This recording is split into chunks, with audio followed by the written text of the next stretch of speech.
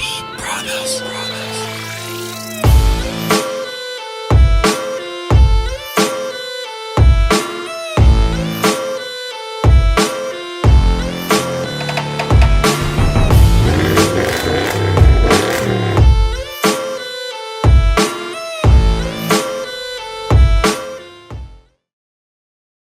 This review मैं Toyota के इस कॉम्पैक्ट सेडान यारिस को ड्राइव करते हुए आपके साथ एज एन ऑनर अपने ओपिनियंस, थॉट्स, एक्सपीरियंसेस और गाड़ी के बारे में कुछ फैक्ट्स शेयर करूंगा।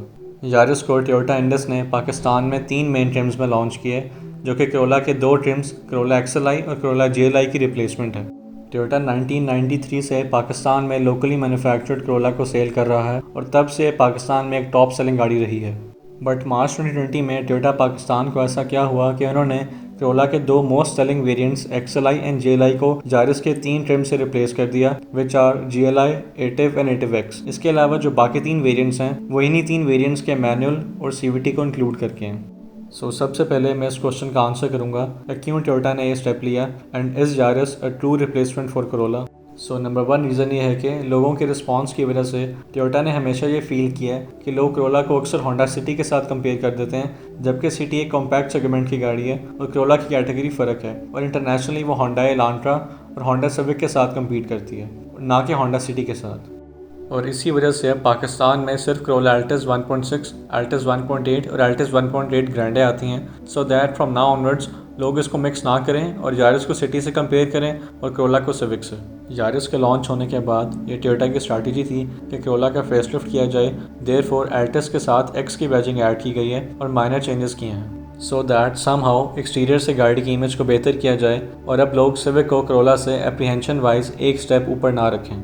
मूविंग ऑन, ये टोयोटा का एक बहुत बोल्ड स्टेप है कि कोरोला की अपनी लीग में इमेज बेहतर करने के लिए एक कॉम्पैक्ट गाड़ी से रिप्लेस कर दी है, जिसकी शेप और ओवरऑल डिज़ाइन कोरोला के मुकाबले का नहीं है और इसके साथ साथ कोरोला की सीटिंग कैपेसिटी 5 बंदों की है, जबकि यारिस में 5वां एडल्ट बिल्कुल नहीं बैठ सकता।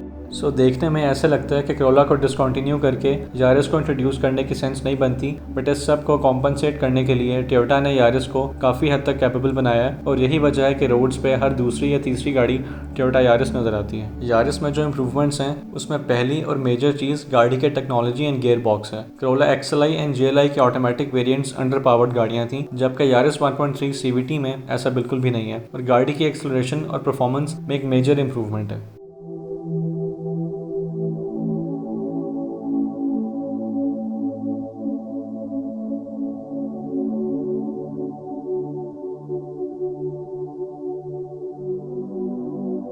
ऑल्दो गाड़ी बिल्कुल भी अंडर पावर्ड नहीं है, बट स्टिल आप गाड़ी से बहुत ज़्यादा परफॉर्मेंस नहीं एक्सपेक्ट कर सकते, क्योंकि गाड़ी की इनिशियल परफॉर्मेंस या फिर जो इनिशियल रिस्पांस है वो अभी भी कोई खास सेटिस्फाइंग नहीं है। बट अगेन, अगर गाड़ी से ज़्यादा आउटपुट लेने की कोशिश करें और गाड़ी की मैनुअल शिफ्टिंग करें या फिर मैनुअल शिफ्टिंग में डाउन शिफ्ट करें तो फिर 1.3 इंजन के हिसाब से गाड़ी का थ्रॉटल रिस्पांस इंप्रेसिव है। टू सम अप, गाड़ी का इनिशियल पिकअप एवरेज है, बट जिस तरह आप गाड़ी से ज़्यादा आउटपुट लेने की कोशिश करेंगे तो गाड़ी आपको थोड़ा सा हैरान ज़रूर करेगी, स्पेशली अगर आप पिछली कोरोला एक्सएलआई या जीएलआई ऑटोमेटिक से यारिस पे स्विच करते हैं। यारिस में जो नेक्स्ट अपग्रेड है वो सीवीटी गियर बॉक्स का है। पिछली कोरोला एक्सएलआई एंड जीएलआई में पुराने ज़माने की ऑटोमेटिक ट्रांसमिशन आती थी, जिसकी गियर शिफ्टिंग स्मूथ नहीं थी और शिफ्टिंग के दौरान एक जर्क महसूस होता था, मगर यारिस में सीवीटी गियर बॉक्स की वजह से शिफ्टिंग बहुत स्मूथ है। सेकेंडली, सीवीटी की वजह से गाड़ी की फ्यूल एवरेज काफ़ी बेहतर है, जबकि पिछली ऑटोमेटिक जीएलआई और एक्सएलआई की फ्यूल एवरेज तो किसी ट्रक से कंपेरेबल थी।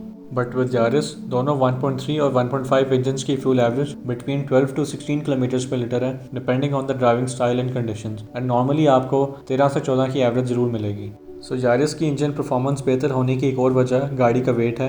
यारिस का वेट 1135 kg है, जबकि कोरोला का 1275 kg है। इन दोनों गाड़ियों के वेट्स में 140 kg का फ़र्क है, जिसकी वजह से यारिस की फ्यूल एवरेज भी बेहतर है और एक्सेलरेशन भी।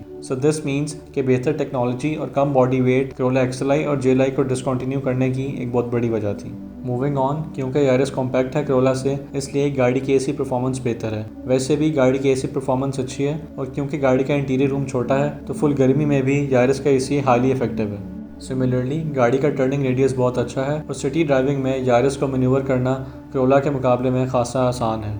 इन सब अपग्रेड्स के अलावा यारिस में कुछ एडवांस फीचर्स हैं जो एक्सएलआई एंड जीएलआई में मिसिंग थे, जिसमें मेन चीज़ें हिल स्टार्ट कंट्रोल और ट्रैक्शन कंट्रोल है। ये दोनों चीज़ें यारिस के तमाम वेरिएंट्स में प्रेजेंट हैं। सो हिल स्टार्ट असिस्ट का फ़ायदा ये है कि अगर आप कोई चढ़ाई चढ़ रहे हैं और आपकी गाड़ी का मोमेंटम लूज़ हो गया तो आपको हैंड ब्रेक की हेल्प लेने की ज़रूरत नहीं है। अगर आप ब्रेक पेडल को एक दफ़ा छोड़ के फिर प्रेस करेंगे तो गाड़ी आपको चंद सेकंड्स का टाइम देगी, जिसके दरमियान आप रेस पेडल प्रेस करके गाड़ी को वापस फ्लो में ला सकते हैं।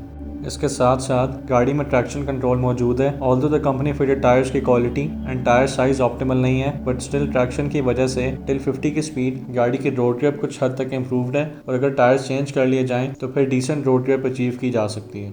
And so in my opinion पिछली करोला से बेहतर है और अपनी कैटेगरी और प्राइस के हिसाब से भी ठीक है, बट स्टिल मेरे और बहुत से लोगों के स्टैंडर्ड के मुताबिक नहीं है। और उसकी वजह यह है कि गाड़ी की हाई स्पीड हैंडलिंग अभी भी एक कॉन्फिडेंट फील नहीं देती, और अगर 60 से अबव पे थोड़ा ज़्यादा शार्प टर्न हो तो गाड़ी अच्छा रिस्पॉन्स नहीं देती, और उसकी एक वजह गाड़ी की एक्सट्रीमली हाई ग्राउंड क्लियरेंस भी है। गाड़ी की ग्राउंड क्लियरेंस इंतहाई ज़्यादा है और अर्बन एरियाज़ में इसकी कोई सेंस नहीं बनती। XLI एंड GLI के मुकाबले में यारिस में जो नेक्स्ट इंप्रूवमेंट है वो स्टीयरिंग कंट्रोल्स की है। यारिस के 3 में से 2 ट्रिम लेवल्स एटिव और एटिव एक्स में स्टीयरिंग कंट्रोल्स आते हैं, और जो बेस वेरिएंट है यारिस GLI उसमें स्टीयरिंग कंट्रोल्स नहीं आते। Other than this rear room में यारिस के तीनों वेरिएंट्स में चार्जिंग पोर्ट्स प्रेजेंट हैं। यारिस का इंस्ट्रूमेंट क्लस्टर भी इम्प्रूव्ड है, खास तौर पे एटिव एक्स का।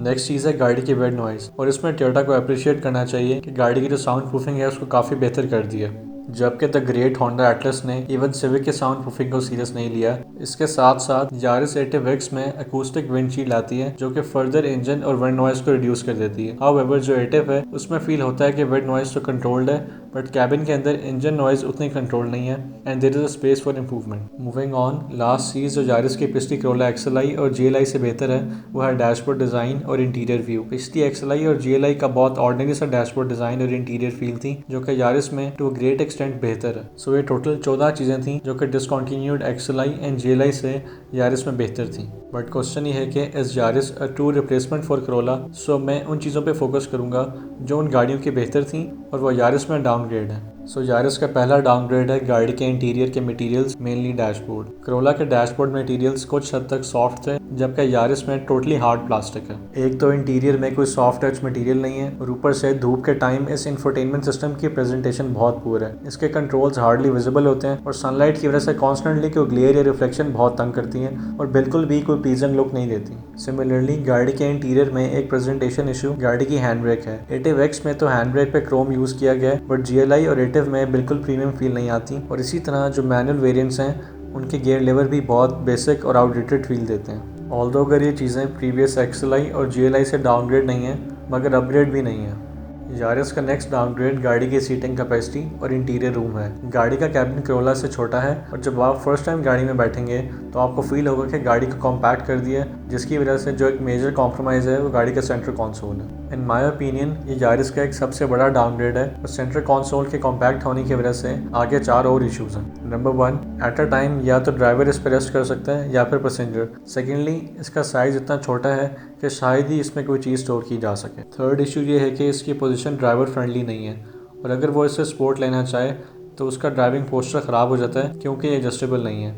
So this means driver comfort point of view में करोला XLI और GLI इस डिपार्टमेंट में बेहतर थी। सेंटर कंसोल का चौथा मसला ये है कि rear passengers, specially middle passenger को इसकी अजीब सी पोजीशन की वजह से कॉम्प्रोमाइज़ करना पड़ता है, और ये भी एक वजह है कि क्यों रेयर रूम की सेंटर सीट एडल्ट्स के लिए नहीं है।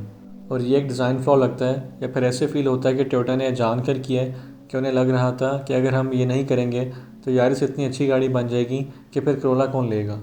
सो मे बी इस डर की वजह से टोयोटा ने एक कारनामा किया, और ये इसलिए भी लगता है क्योंकि गाड़ी का रेयर बेड फ्लैट है, तो वाकई टोयोटा को ये डर था कि कहीं 5वां बंदा गाड़ी में ना बैठ जाए। यारिस का जो नेक्स्ट कॉम्प्रोमाइज़ है वो थोड़ा ख़तरनाक कॉम्प्रोमाइज़ है, या फिर अगेन डिज़ाइन में कमी है। प्रॉब्लम ये है कि गाड़ी का साइड मिरर्स का साइज़ ऑप्टिमल नहीं है, और अक्सर केसेस में ये ब्लाइंड स्पॉट्स बन जाते हैं। सो आपको इन्हें एक्स्ट्रा केयरफुल रहकर एक टेक्निक के साथ सेट करना पड़ता है, सो दैट ब्लाइंड स्पॉट से बचा जा सके, या फिर मे बी टोयोटा ने इसीलिए किया है कि हमें साइड मिरर्स को सेट करने की रियल टेक्निक आ जाए। सो इन सब चीज़ों में पुरानी XLI और GLI यारिस से बेहतर है। रेयर रूम कंफर्ट में भी वही बेहतर थी, क्योंकि यारिस में बहुत लेग रूम और हेड रूम उनसे कम है। यारिस में इवन सेंटर आर्मरेस्ट भी मिसिंग है, but still leg room category wise ठीक है, बट ऑब्वियसली करोला से कम है। लास्ट चीज़ है ग्राउंड क्लियरेंस। वैसे तो दोनों गाड़ियों में ग्राउंड क्लियरेंस का मसला नहीं है, बट यारिस के केस में गाड़ी की बॉडी और टायर्स में गैप इंतहाई ज़्यादा है। अब इसकी वजह से गाड़ी में मसले फील होते हैं। सबसे पहले तो ऐसे लगता है जैसे गाड़ी के डिज़ाइन में कोई गड़बड़ है, खास तौर पे गाड़ी के साइड से कोई अजीब सी समटाइम्स लुक आती है। एंड अगेन एक तो ये मसला है, ऊपर से टायर्स बहुत छोटे साइज़ के लगे हैं। सो आई वुड रिकमेंड कि गाड़ी में मिनिमम 195/65 का टायर यूज़ किया जाए। सो एक इशू तो ये डिस्प्रोपोर्शनेट लुक का है, और एक और मसला ये है कि स्पीड ब्रेकर्स पे गाड़ी को एक्स्ट्रा स्लो स्पीड पे गुजारना पड़ता है, क्योंकि बॉडी टायर से बहुत ऊंची है और अगर थोड़ी सी भी तेज़ स्पीड से गुजारें तो स्पीड ब्रेकर से गुजारते हुए ऐसा लगता है जैसे गाड़ी बाकायदा नीचे ड्रॉप हुई है। सो इसका हल ये है कि अगर गाड़ी स्पीड ब्रेकर से उतर रही हो या फिर रोड पे किसी बम्प या फिर रोड का टेरेन एक झटके के साथ नीचे उतर रहा हो तो गाड़ी बहुत स्लो गुजारी जाए, वरना गाड़ी एकदम ड्रॉप होती है और शॉक्स जो है को अब्जॉर्ब नहीं कर पाते। सो ये जो गाड़ी झटके के बाद फ़ौरन ड्रॉप करती है, ये मसला पिछली XLI और GLI में नहीं था। हाउएवर इस मसले को सस्पेंशन के साथ मिक्स नहीं किया जा सकता। गाड़ी की suspension as always Toyota style बहुत सॉफ्ट एंड कंफर्टेबल है और गाड़ी की राइड भी बहुत कंफर्टेबल फील होती है, क्योंकि ये बम्प्स के इम्पैक्ट को काफ़ी हद तक एब्जॉर्ब करती हैं। और जो मैंने पहले इशू हाईलाइट किया था, जो कि बॉडी और टायर के दरमियान एक्सट्रीमली ज़्यादा गैप की वजह से है, वो इशू बस तब फील होता है जब कोई एक प्रॉपर बड़ा बम्प हो या फिर आपकी गाड़ी स्पीड ब्रेकर पे एक्स्ट्रा स्लो ना हो। अदरवाइज नॉर्मली गाड़ी के सस्पेंशन छोटे बम्प्स और अनइवन रोड्स पे बहुत स्मूथ है। So to sum up, Yaris में ये सब डाउनग्रेड्स थे compare to the previous XLI and GLI। So अगर अब मैं आंसर को सम अप करूँ तो पहली रीज़न है the step of Toyota to uplift the image of Corolla and its facelift. Second reason है the additional features and improve technology of Yaris. Third reason है कि यारिस के कॉम्पैक्ट होने की वजह से कुछ फ़ायदे हैं और कुछ नुकसान। To conclude, Yaris is a true replacement for those जिन्हें गाड़ी के कॉम्पैक्ट होने और गाड़ी की शेप से कोई मसला नहीं है, वेयर एज बाकियों के लिए यारिस एक कॉम्प्रोमाइज़ है और उन्हें Corolla ही याद आएगी। सो कॉन्टिन्यूइंग टू द POV, क्योंकि ये एक ओनर्स रिव्यू है, so instead of sharing the features and options मैं गाड़ी के प्रैक्टिकलिटी की बात करूंगा, which includes drive quality, suspension, handling, stability, manufacturing faults, safety features and the overall experience of keeping the car. However मैं अपनी next video में Toyota Yaris की मैक्सिमम डिटेल्स कवर करूंगा। So starting with the drive quality, गाड़ी की seating comfort Corolla से comparable है और अपनी प्राइस और कैटेगरी के हिसाब से अच्छी है। यारिस के तीनों वेरिएंट्स में फैब्रिक सीट्स आती हैं जिनकी कुशनिंग काफ़ी अच्छी और सॉफ्ट है। सो कंफर्ट वाइज सेंटर कंसोल की पोजीशन के अलावा गाड़ी की ड्राइव क्वालिटी अच्छी है और इसकी एक मेन वजह कंट्रोल्ड विंड नॉइज़ है। इसके साथ साथ गाड़ी की जो ड्राइविंग पोजीशन है वो भी ऊंची है, जो कि कुछ लोगों की नज़र में एक ड्रॉबैक है, ख़ास तौर पे इसलिए कि यारिस में कोई ड्राइविंग सीट हाइट एडजस्टर नहीं है। सो जिन्हें ड्राइविंग सीट नीचे पसंद है उन्हें यहाँ पे कॉम्प्रोमाइज़ करना पड़ेगा। गाड़ी में ड्राइवर्स के लिए एक और बैड न्यूज़ ये है कि गाड़ी में फुट रेस्ट प्रेजेंट नहीं है। सो अगेन ये भी एक कॉम्प्रोमाइज़ है और यहाँ पर भी इससे यूज़ टू होना पड़ता है। मूविंग ऑन, गाड़ी की ड्राइव क्वालिटी में जो एक चीज़ लैक करती है वो है स्टीयरिंग रिस्पांस और शार्प हैंडलिंग। क्योंकि गाड़ी की सस्पेंशन बहुत सॉफ्ट और अब्जॉर्बिंग है, तो इस सस्पेंशन का नुकसान ये होता है कि गाड़ी की जो हैंडलिंग है वो इतनी शार्प और प्लीजिंग नहीं होती, और एक ऐसी चीज़ है जो कंपैरिजन के बगैर फील नहीं की जा सकती। अगर मैं ड्राइवर्स विजिबिलिटी की बात करूं तो इस एरिया में टोयोटा ने कोई इंप्रूवमेंट नहीं की, वो एवरेज है और ये pillars in some situations blind spot create करते हैं। रियर की विजिबिलिटी भी एवरेज है और अगर हेडरेस्ट सुपर हो तो फिर और भी इशू है। ड्राइव क्वालिटी में नेक्स्ट रोल सेफ्टी फीचर्स का है, जिसमें पहली चीज़ है ब्रेकिंग परफॉर्मेंस। तो गाड़ी की ब्रेक परफॉर्मेंस बहुत इंप्रेसिव है और Altis 1.8 ग्रैंडे के मुकाबले की है, और इस कैटेगरी में ये ब्रेक डेफिनेटली यारिस के लिए एक बहुत बड़ा प्लस पॉइंट है। Similarly brakes ABS plus EBD हैं और साथ में ब्रेक असिस्ट का फीचर भी आता है। EBD ब्रेक्स का फ़ायदा ये होता है कि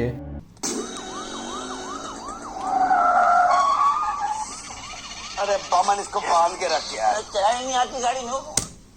ब्रेक असिस्ट का फ़ायदा ये होता है कि ये डिटेक्ट करता है कि क्या इस सिचुएशन में गाड़ी को हार्ड ब्रेकिंग की ज़रूरत है या फिर नहीं, और अगर ज़रूरत हो तो थोड़ी सी ब्रेक अप्लाई करने पर गाड़ी हार्ड ब्रेकिंग करती है। सो ये भी एक तरह का सेफ्टी फीचर है। सेफ्टी फीचर्स में जो नेक्स्ट चीज़ है वो है ट्रैक्शन कंट्रोल, जो कि यारिस के तमाम वेरिएंट्स में स्टैंडर्ड है। सो यहाँ पे एक बात कंसिडर करने की है कि नॉर्मली जो लोगों को टोयोटा से कंप्लेन होती है वो ये होती है कि इसकी अपनी कैटेगरी में ब्रेकिंग, स्टेबिलिटी एंड हैंडलिंग इतनी अच्छी नहीं होती, जबकि यारिस में इन तीन में से दो चीज़ें ब्रेकिंग और स्टेबिलिटी को काफ़ी हद तक इम्प्रूव कर दी है। एंड सो टोयोटा को इस पर अप्रिशिएट करना चाहिए, ऑल्दो ये इम्प्रूवमेंट बहुत सालों के बाद की है बट एटलीस्ट कर दी है। Rest of the safety features में 2 airbags, immobiliser, isofix child safety seat के एंकर्स और फ्यूल ऑटो कट की प्रेजेंस है। फ्यूल ऑटो कट का पर्पज़ ये है कि अगर गाड़ी का एक्सीडेंट हुआ तो गाड़ी ऑटोमेटिकली फ्यूल सप्लाई को कट कर देगी, जिसकी वजह से फ्यूल रोड पर स्पिल नहीं होगा और आग लगने का खतरा कम हो जाएगा। मूविंग ऑन, अब मैं गाड़ी की कुछ नेगेटिव चीज़ों को हाईलाइट करूंगा। फर्स्टली, गाड़ी के डोर्स में सॉफ्ट टच मटेरियल की जगह है बट वो मिसिंग है। सेकेंडली, ड्राइवर के लिए सीट हाइट एडजस्टमेंट इवन की पिकांटो में आती है बट यारिस के किसी वेरिएंट में नहीं आती, जबकि इस बेसिक फीचर को स्टैंडर्ड होना चाहिए। थर्ड चीज़ ये है कि in my opinion reverse camera और एक प्रॉपर इंफोटेनमेंट सिस्टम को 1.3 एटिव के अंदर भी होना चाहिए था, बिकॉज रिवर्स कैमरा अब एक बेसिक नीड बन गया। अगर मैं क्रोला और यारिस की डायमेंशंस को कंपेयर करूं तो क्रोला की लेंथ 195 mm ज़्यादा है, जबकि विड्थ में क्रोला 45 mm ज़्यादा है, वेराज जो हाइट है वो दोनों गाड़ियों की सेम है। अगर मैं गाड़ी के मैन्युफैक्चरिंग फॉल्ट्स की बात करूं तो गाड़ी को अभी लॉन्च हुए ऑलमोस्ट 1.5 साल हो गया और अभी तक गाड़ी में कोई मैन्युफैक्चरिंग फॉल्ट नहीं आया। हाउएवर, एक बेसिक चीज़ जो कि मिसिंग है वो ड्राइवर कंट्रोल्स में लाइट की प्रेजेंस है। वैसे तो लाइट मौजूद है ड्राइवर कंट्रोल्स में, but lock and unlock button में प्रेजेंट नहीं है और रात के टाइम ये चीज़ समटाइम्स तंग करती है। यारिस GLI और यारिस एटिव 1.3 में टोटल 10 चेंजेस हैं। नंबर 1, GLI में ये अलॉयज नहीं आते। सेकंड, ये कि गाड़ी के फ्रंट में कोई क्रोम नहीं यूज़ किया गया। तीसरी चीज़, इंटीरियर में सिल्वर ट्रिम्स का यूज़ है जो कि GLI में मिसिंग है। चौथी चीज़ ये है कि GLI का इंस्ट्रूमेंट क्लस्टर एटिव से भी बेसिक है। और पांचवी चीज़ है फॉग लाइट्स, और पता नहीं इस बेसिक फीचर पे क्यों कॉम्प्रोमाइज़ कर देते हैं। नेक्स्ट डिफरेंस सिल्वर ट्रिम्स का है जो कि AC नॉब्स में यूज़ किए गए हैं। सेवन्थ चीज़ ये है कि 1.3 एटिव में interior door handles silver painted आते हैं। एट्थ चीज़ है स्टीयरिंग कंट्रोल्स जो कि GLI में नहीं आते।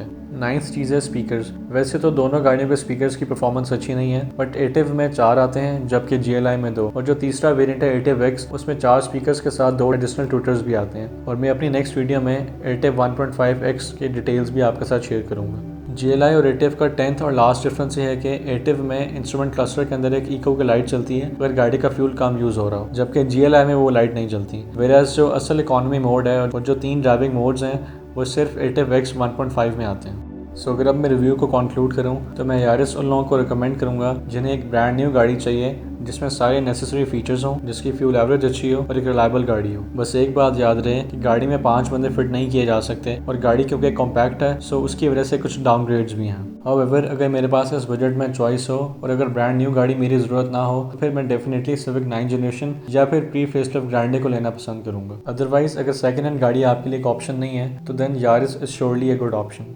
अगर अब मैं गाड़ी को ग्रेड करूं तो मेरे हिसाब से गाड़ी A ग्रेड स्कोर करती है, और इस ग्रेड के लिए गाड़ी में retractable mirrors, seat height adjuster और क्रूज कंट्रोल को प्रेजेंट होना चाहिए था, या फिर एटलीस्ट ये सब top of the line variant एटिव X में ज़रूर होते। इसके साथ साथ गाड़ी के एक्सटीरियर लुक को बेहतर होना चाहिए था, स्पेशली फ्रॉम द साइड। और I wish Toyota centre console की पोजीशन को ठीक रखता, और टोयोटा पाकिस्तान की ये सोच कि अगर हमने टोयोटा यारिस में जो चीज़ें दे सकते हैं अगर वो दे दी तो क्रोला कौन लेगा, ये सोच मेरी समझ से बाहर है। एंड इन माय ओपिनियन दोनों गाड़ियों को अपनी अपनी जगह पे कैपेबल होना चाहिए, क्योंकि ऐसा नहीं होगा कि अगर आपने रिट्रैक्टेबल मिरर्स दे दिए तो लोग ये सोचेंगे कि चलो अब मैं क्रोला नहीं लेता। सो जो क्रोला का बायर है जिसकी नीड स्पेशियस गाड़ी की है वो फिर भी क्रोला ही लेगा। सो ये रिट्रैक्टेबल मिरर्स ना देने से या फिर रेयर रूम में से आर्मरेस्ट निकाल लेने से कुछ नहीं होगा।